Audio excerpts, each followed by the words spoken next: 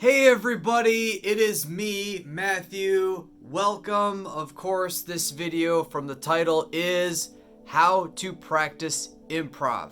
We have been talking about improv, and this one is, of course, how do you practice improv? How do you practice making things up? The setup is quite simple.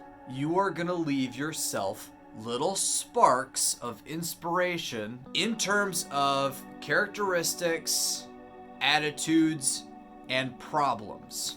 And, maybe we'll do a little bonus at the end of the video for everybody. Alright, starting with characteristics. You are going to come up with characteristics for individuals, places, or things. You aren't necessarily gonna know who or what these characteristics are attributed to. You write something down in your notes. During this session, they are going to meet somebody with a glass eye. They're gonna meet somebody who is missing a leg.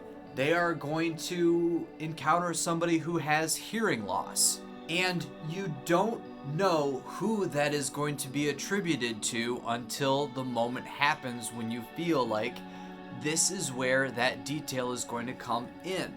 Are they moving in an electric wheelchair because of their loss of a limb? Do they have a robotic leg because they have lost a limb? It can be the stereotypes. Nothing wrong with the stereotypes.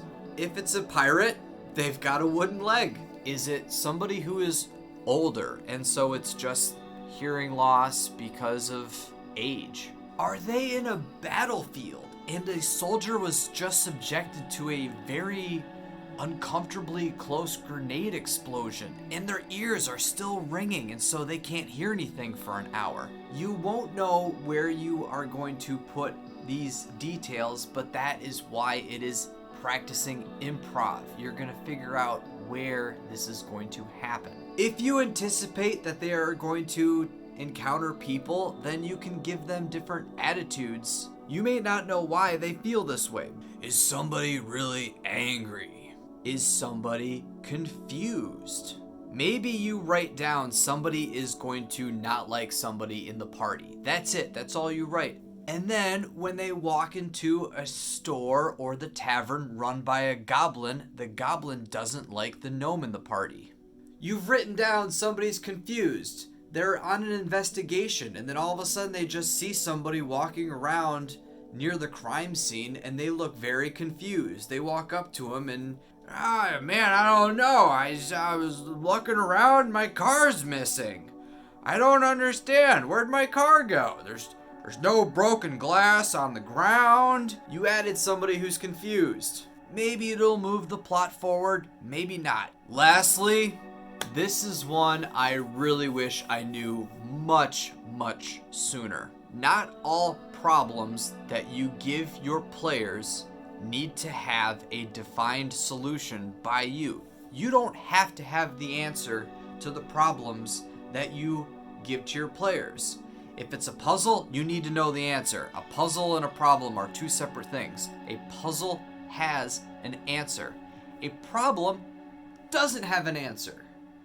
And so you can propose problems to your players, no idea what the actual solution to the problem is going to be. And so, as they're trying to figure out what they're going to do about this problem, give them the benefit of a doubt. If they try things that seem reasonable, go with it, because you don't know how they're going to fix this. Once they figure out something that you think, yeah, that could be a legitimate answer, that could be an actual solution to this problem, then there you go. Here's a really quick example for a problem that you don't know how they're going to solve.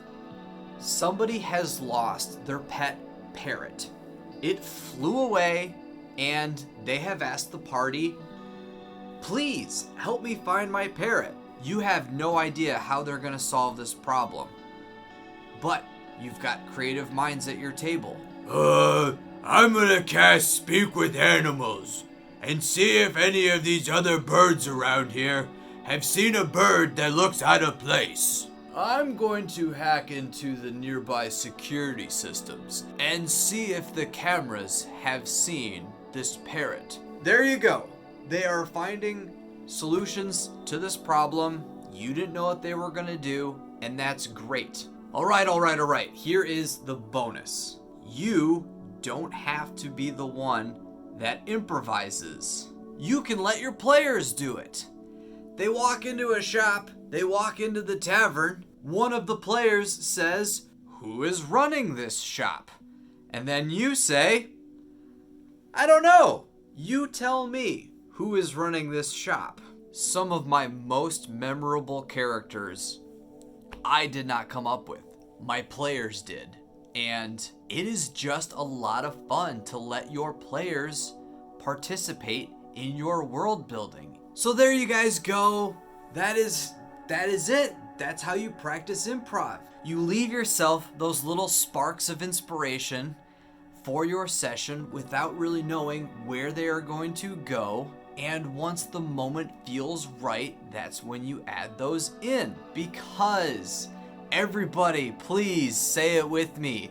Improv is not making things up on the fly. It is being prepared to make things up on the fly. That's the video, everybody. Thank you so very much for watching.